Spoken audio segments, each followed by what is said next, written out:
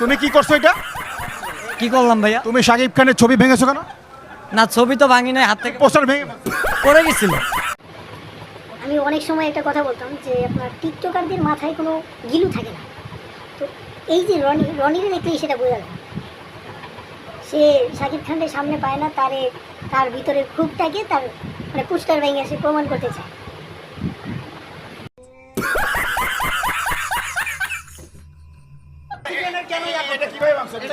এটা হাত থেকে পড়ে গেছে, এটা তো আমি ভাঙি নাই। বোকাচুদায় ভাঙ্গা এরা আবার মানে এতগুলো সাংবাদিকের সামনে, হাজার হাজার ক্যামেরার সামনে বলতেছে যে আমি তো ভাঙি নাই। বোকাচুদারে মনে করো কিসে তো কেলানি আরো দেওয়া উচিত। এটা কি ও ভাঙছে? অবশ্যই উনি ভাঙছে। উনি হচ্ছে দুই মুখা সাপ, আমাদের সাকিব খানকে অপমান করার জন্য এই কাজ করছে। আমার তো কিছু বলার নাই, আমাকে ব্লেম দেওয়া হচ্ছে, জোর করে ফোর্স করা হচ্ছে।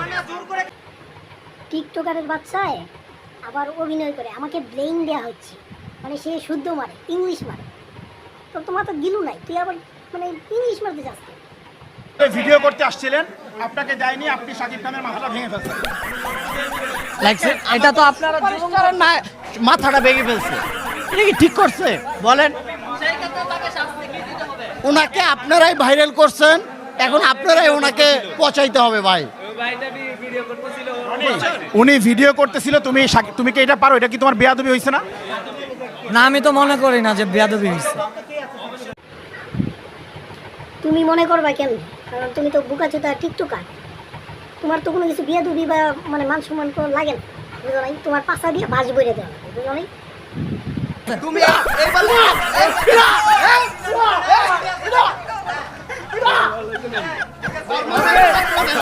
ওকে ওকে ওকে ওকে। আমি অনেক ধরনের জনগণের মাইর দিচ্ছি, কিন্তু এইরকম লাফালাফি মাইর আমি কখনো দিইনি। একটা টিকটকারে মারবো তাও লাফালাফি করে মারবি, ঠিক মতো মার।